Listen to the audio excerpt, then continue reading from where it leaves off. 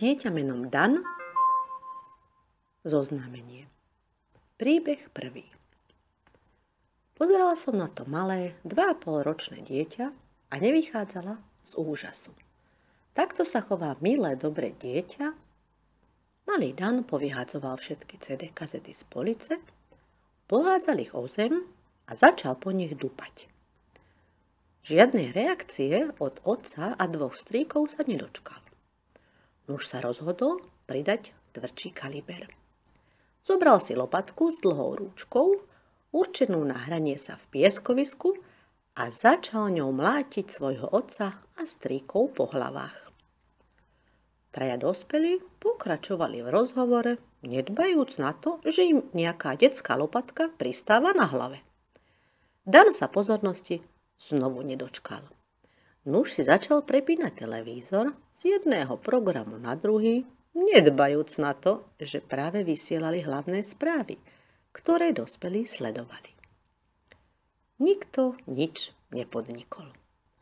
Takto to vyzeralo do 23. hodiny nočnej, kým malý Dan od únavy nezaspal v polovici svojej plodnej práce, ničenia všetkého, čo mu prišlo pod ruku.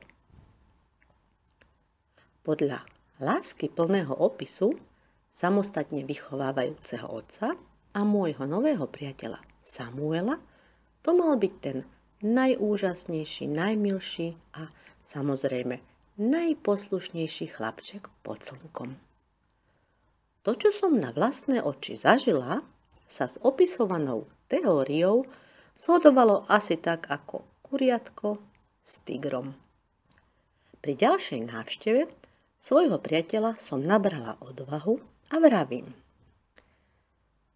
môžem ti pomôcť?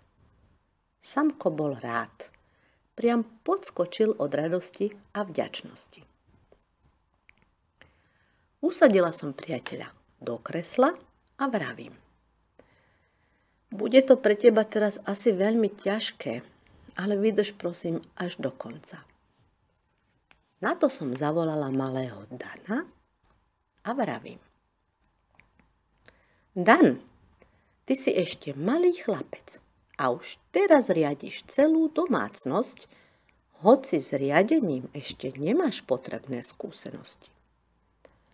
Alebo si už chodil do školy a učil si sa riadiť iných ľudí. Dan ani len nedýchal. Odpovede som sa samozrejme nedočkala. Tvoj život sa ododnes zmení.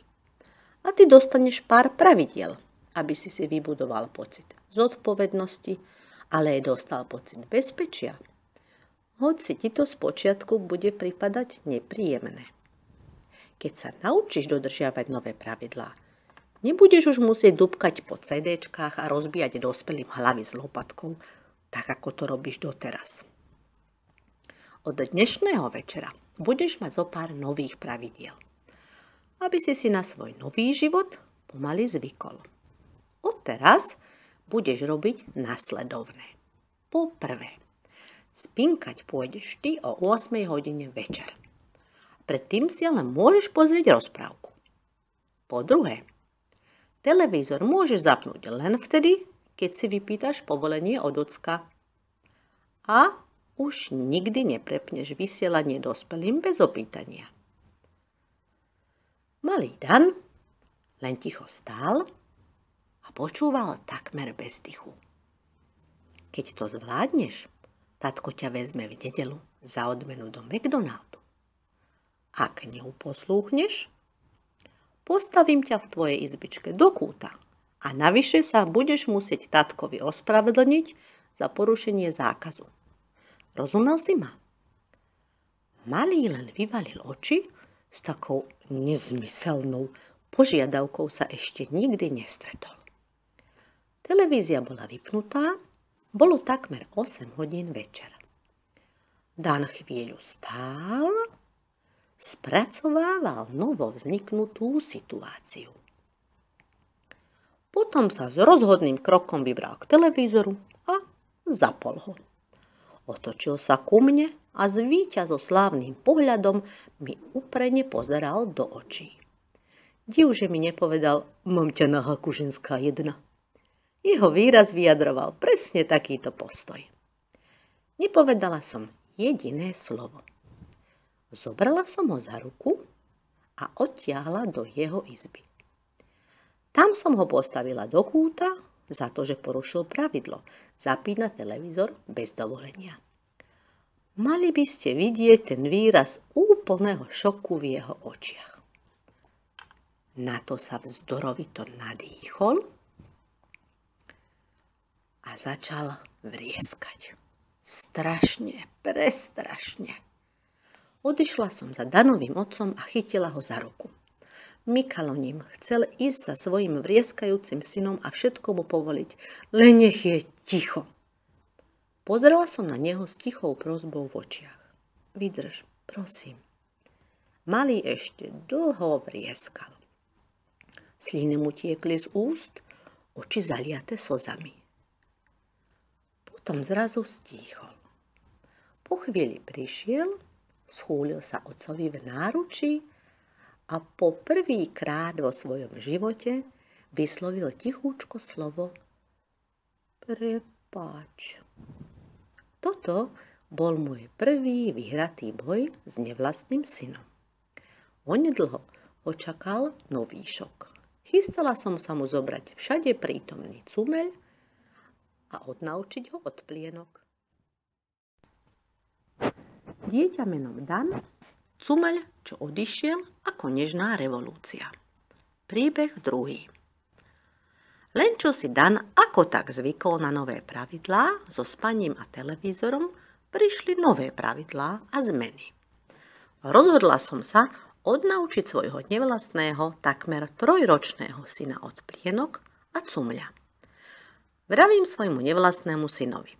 Dan, teraz ti vezmem cumlík, aby si mal stále také pekné, biele a rovné zúbky, ako máš doteraz. Cumlík je zlá vec. Taký veľký chlapec ako ty už cumlík nepotrebuje. To je len pre bábätká. Ty už vieš všetko jesť, nepotrebuješ žužľať takú nechutnú gumu. S takýmto predhovorom som cumeľ z úst malému zobrala a hodila ho do koša. Dan nič. Reakcia žiadna. Aj všetky ostatné cumle, ktoré som doma ešte našla, skončili v koši. Malý neplakal, ani len brvou nepohol. Celá prekvapená a potešená som uverila, že som vyhrala. Boj bez boja, ako pri cinkaní kľúčov na Václaváku počas nežnej revolúcie. Máte ho vidieť. Dan to vyriešil po svojom. Zo škôlky prišiel s cumľom iného dieťaťa, alebo si sem tam vypýtal nový od tety.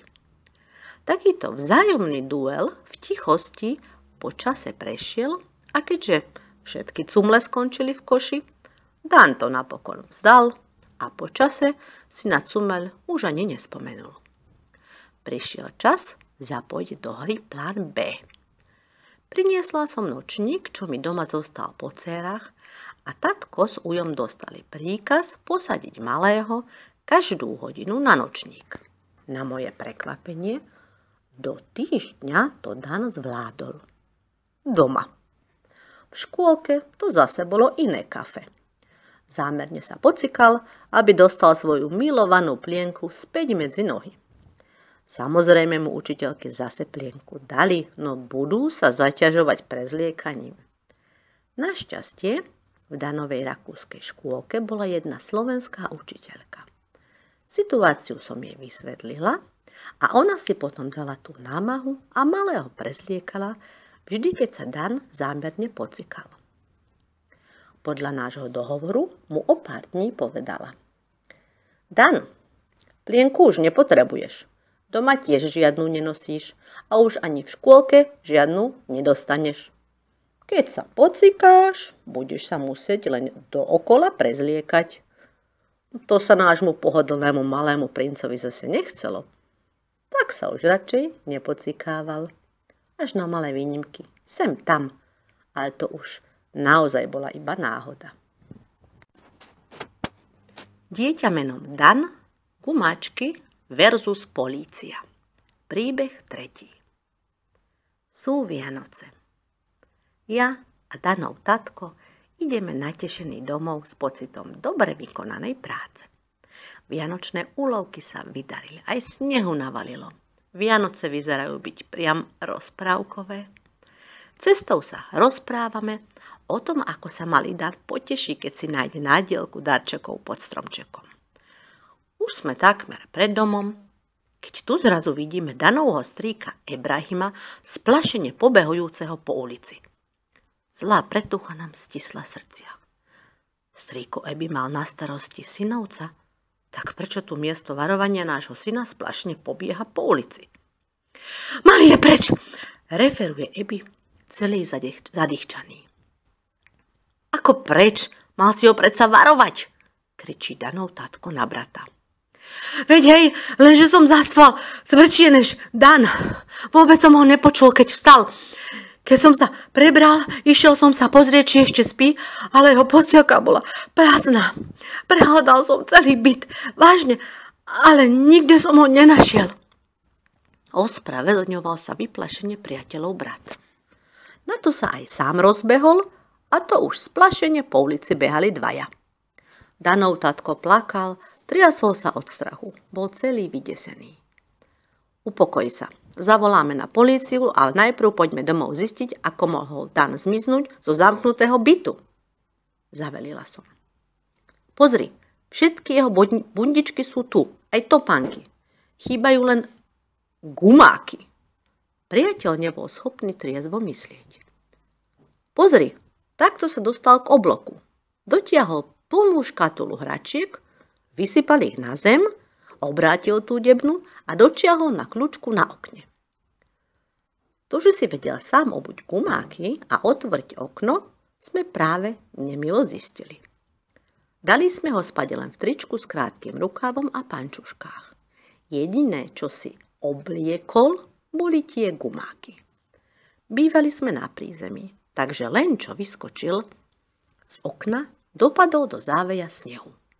Musel otvoriť ťažkú kovovú bránu, aby sa dostal na ulicu. Očividne aj to zvládol na výbornú. Sam. Jedna vec je pozitívna. Nikto ho neukradol. On sa ukradol sám. Volaj na políciu, možno už niečo vedia. A naozaj. Na polícii nám oznámili, že tam u nich sedí jedno malé dieťa a práve zistujú, komu patrí. Priviedla ho nejaká neznáma pani, ktorá ho našla na ulici. Sociálka mi teraz vezme mi syna, zomriem bez neho, on je všetko, čo mám. Opakoval si nešťastný priateľ stále dookola. So slzami v očiach, roztrasenými nohami a malým srdcom vstupujeme na policajnú stanicu. Dan musí byť vydesený k smrti a zmrznutý, chuť moje malé, pomyslela som si. Pohľad, ktorý sa nám naskytol, by som si nevymyslela ani v najdivokejšom sne. Dan si spokojne sedí na policajnej stanici, zabalený v policajnej deke, obrovitánsky úsmev mu kvitne na tvári od ucha k uchu. Tatino, nebol si doma? Tak som ťa išiel pohľadať, kričí, to je trojročný syn na otca. Otcovú tvár zmáčali slzy šťastia. Mačkal a stískal a doslova dusil svojho syna od samej lásky. A malý Dan? Ten sa len víťazoslávne usmieval, ako Alexander Veľký, keď dobil Perziu. Dieťa menom Dan, hračky, čo do záchoda poskákali.